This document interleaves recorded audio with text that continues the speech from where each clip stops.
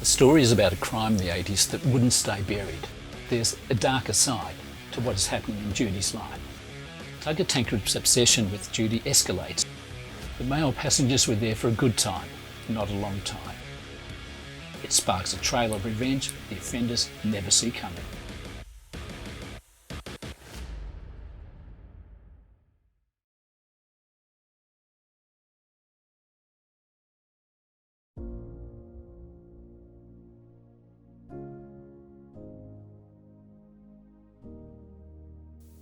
The story evolved through 33,000 kilometres, through 12 countries and 150 campsites. We would spend the days driving through France, Spain, Portugal, winding around the mountain passes of Switzerland, Austria, Slovenia. Every so often I would get an idea. I pull out the notebook from beside the door, hand it to Kath and say, jot it down please. That night I get inside here, start tapping away at the computer. If I started rocking Quasimodo too much, I'd be booted outside. That wasn't much of a hardship. There's always someone going past saying, hola, bonsoir, wanted to know what I was writing about. It became the international way of communicating. The story is about a crime in the 80s that wouldn't stay buried. New Zealander Judy Williams had dreamed and worked hard for years to save her magical trip to Europe and England. When she finally got to embark on that fantastic trip, she found that it was sailed by Tuggas mob.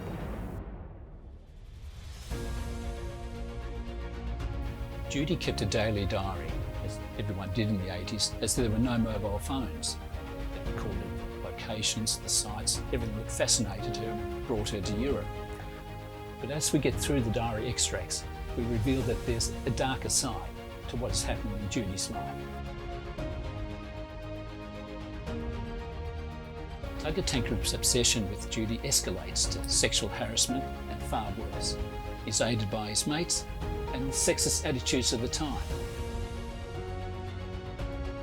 The male passengers were there for a good time, not a long time. Tuggas was very cunning in his attacks on Judy. They never saw them, and for them it was easier to ignore rather than create waves. The crimes go unpunished for 30 years until the diary is rediscovered. It sparks a trail of revenge the offenders never see coming.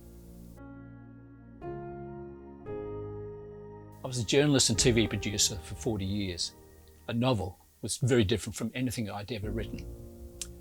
I remembered that a lot of novelists said you should write about what you're familiar with, what you know about.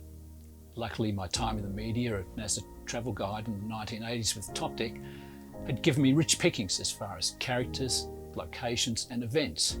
I chose a non-traditional approach. It's not a police procedural. Instead, I used the television current affairs crew to unravel my mystery. Journalists and producers don't have to worry about the correct procedures police and forensics have to follow. They could literally stumble upon bodies, and with my help, they do, and they still solve the crime.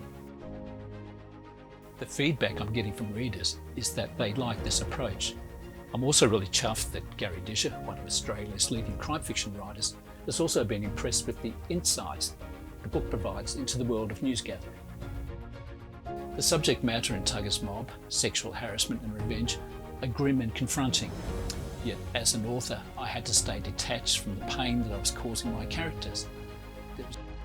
It's important that readers can visualise the main players in all the European, Australian and the New Zealand settings.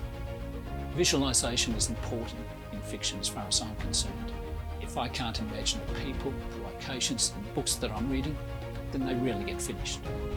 The diary extracts are important for readers to learn more about Judy and to empathise with her dreams and her eventual fate. It charts her daily record of the great adventures, climbing the Eiffel Tower, touring the Colosseum. She tries to stay positive even as Tuggas' fixation with her escalates and her pleas for help are ignored. The final edits in Tuggas Mob were particularly poignant as they coincided with the start of the Me Too movement. My book is fiction. There is a certain literary satisfaction in putting the world to rights with rough justice. Yet reality has shown that the predators who exist in Tuggas Mob have flourished in our society for too long.